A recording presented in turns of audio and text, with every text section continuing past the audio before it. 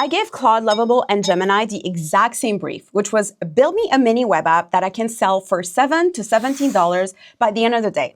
All three gave me widely different answer, and the gap between them mattered way more than I expected. Then I gave the exact same brief to a fourth tool that not a lot of people are actually talking about, and that is a tool that actually I would pay for.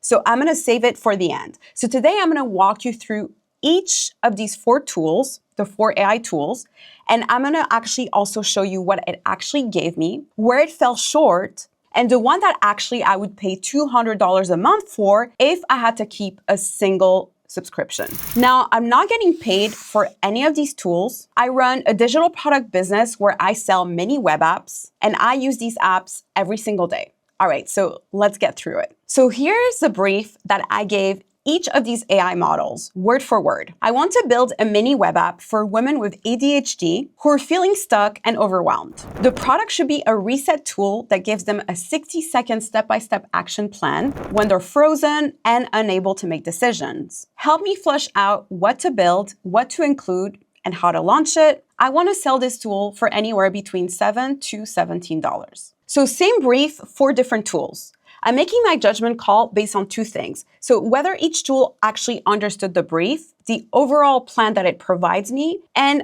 the overall logic as well. So I started with Gemini, and Gemini gave me 3 app ideas. So Manic Reset, Environment Shift, and Micro Action. And let's face it, actually they were all practically the same idea, just named differently. So essentially what it recommended is to have a simple app with 3 questions that the users get to specifically answer. And the answer points them to one action that they can do right now so they can get out of their overwhelmed state. Now, I probably would build something similar, but personally, I felt like it was a little too simplistic. It felt overall like a little too broad. But actually, to Gemini's defense, my prompt was actually super generic and pretty bare bone as well. So overall, the output was less polished than I expected, but way more useful than I originally anticipated. So Gemini actually understood the audience faster than I thought it would. It actually pulled in actual context about ADHD overwhelm patterns. But where Gemini fell off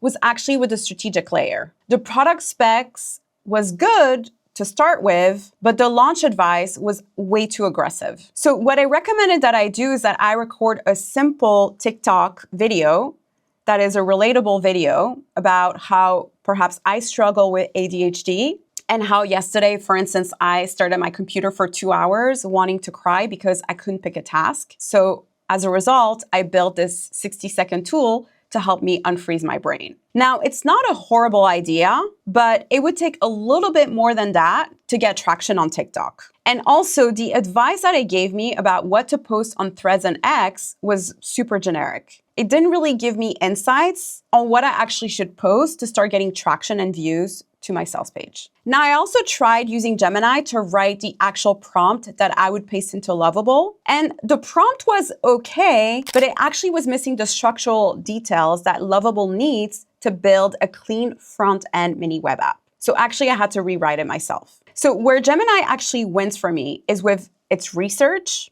and for its ability to pull out context on audiences. But overall, it felt a little bit disappointing, to be honest. So I'm gonna be rating it 6 out of 10. So Lovable is a different kind of AI tool. It's actually a vibe coding tool. So unlike the other chat models, it's not gonna give you recommendations on how to launch your product. But what it does really well is actually build you a mini web app that you can publish right then and there, because it doesn't have any complicated steps. It's very beginner friendly. So within a few minutes, you can have an app that you can publish with a public URL. So the output that it gave me was pretty bare bone, but it does get the job done. I mean, to be fair as well, my prompt was pretty generic. So the underlying logic was there.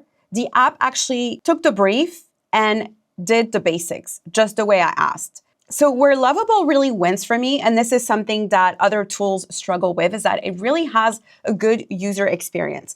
When you give it a tool, it's going to do a really good job creating a visual experience that's going to be easy for your customers to use. I feel a lot of times the other AI models make the app look a little clunky. So Lovable is much stronger at building simple apps, in my opinion, especially if you're a beginner. So whatever Claude and Gemini tells you to build, Lovable will actually do a better job building it for you and building it faster, especially if you're a beginner. But the catch is that you actually need a good brief to start with.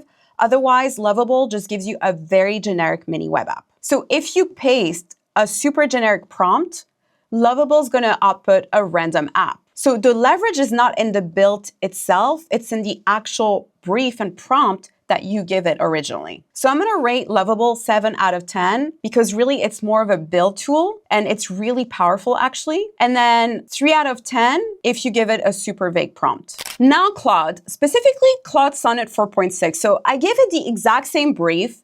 And Claude did something that the other tools didn't do. It actually asked me for clarifying questions first. So it said, before I build the specs, I want to confirm. So it was trying to see whether or not I wanted to create a personalized app or if I wanted the output to be the same for everybody. And it also asked me who specifically was my audience and wanted to confirm specs before moving forward. So none of the other tools did that to help me create a stronger prompt and brief. So as a result, the specs that Claude gave me was much tighter. It provided me as well with better app ideas. Essentially, the user enters one input, answers a couple of questions, and gets personalized result.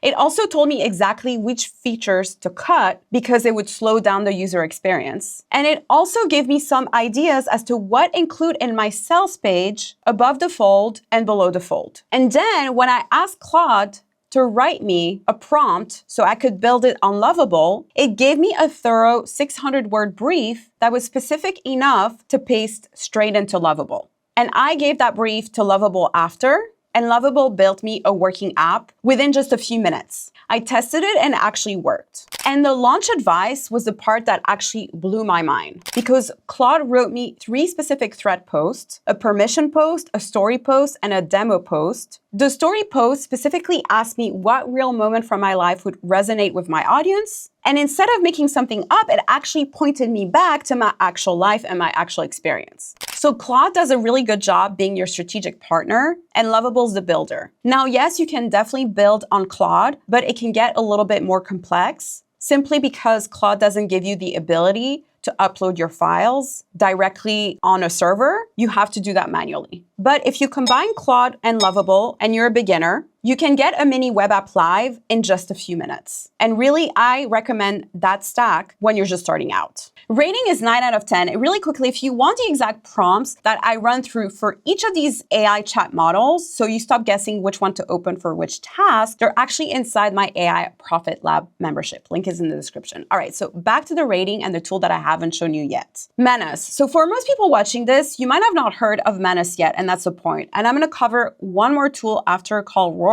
for anyone building on mobile. So Manus is an autonomous agent. You give it a task and it goes and does a task. It researches, it plans, it executes, and comes back with a draft for you. And it also builds mini web apps. So I gave Manus the exact same brief and walked away. And then when I came back, Manus had scraped Reddit for posts about ADHD overwhelmed to validate the audience. It also had drafted couple of app ideas. It had written a Lovable prompt. It drafted a thread launch sequence, and it generated 5 alternative product names.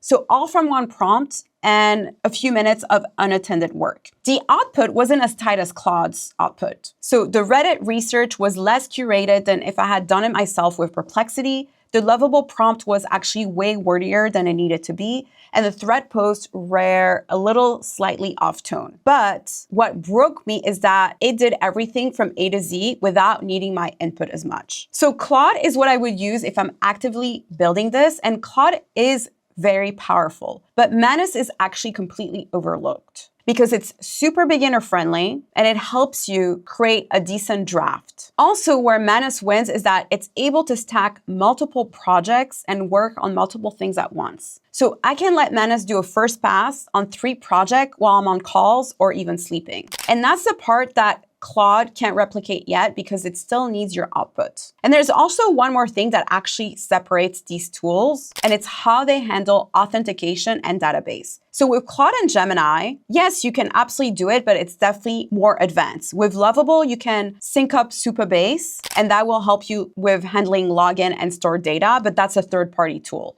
and the setup can get a little complicated and a little hairy for beginners. But Manus, on the other hand, you simply prompt it that you want authentication inside the app, and you tell it that you want a database, and you don't need to go through a third-party tool. It's going to do everything inside the chatbot. But the trade-off is that it's going to eat up more tokens. And Manus as well is really great at turning an existing Excel sheet or Google sheet into a working app. So I'm going to rate it 8 out of 10 right now, and maybe probably 10 out of 10 in 6 months if it keeps improving. Now, one more tool worth knowing about.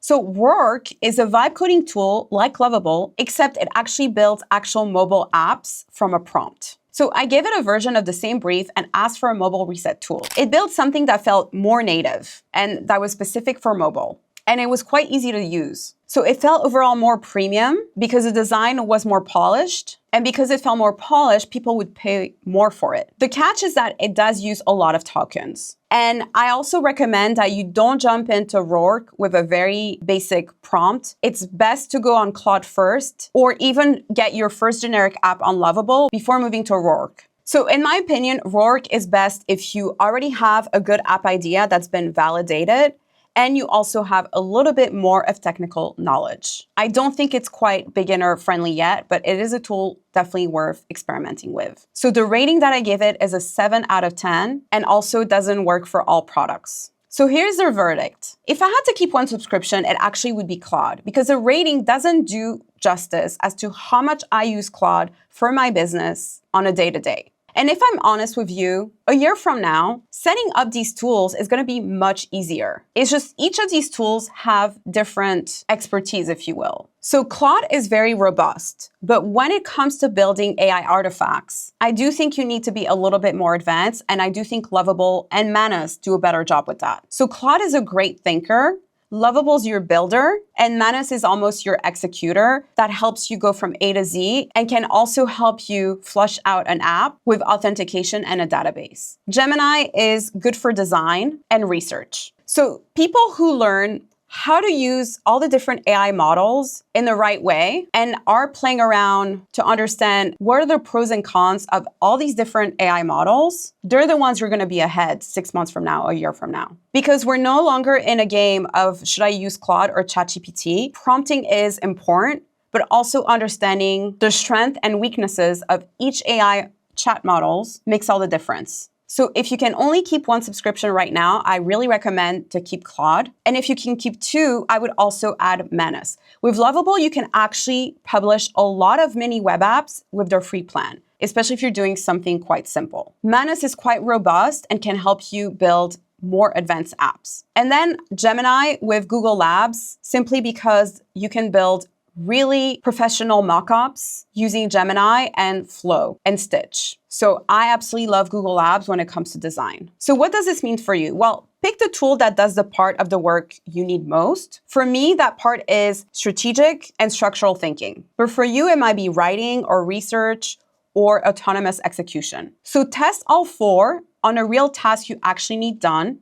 See the difference between each, and let me know in the comment what was your feedback and what you noticed. And also, don't sleep on Manus. Just because nobody's talking about it, it's a very powerful tool, and I do recommend that you play around with it. And they do have free tokens, so you can play around for free at the beginning. And as you start building more advanced apps, yes, you will need to increase those tokens. So again, if you want the exact prompts that I use for each tools, so you can stop guessing which one to open for which task, they're all inside my AI Profit Lab membership. Link is in the description. And I make sure to update the library of prompts as soon as I see a shift in the industry, not 6 months later. All right, guys, well, thanks for watching. I'll see you in the next one.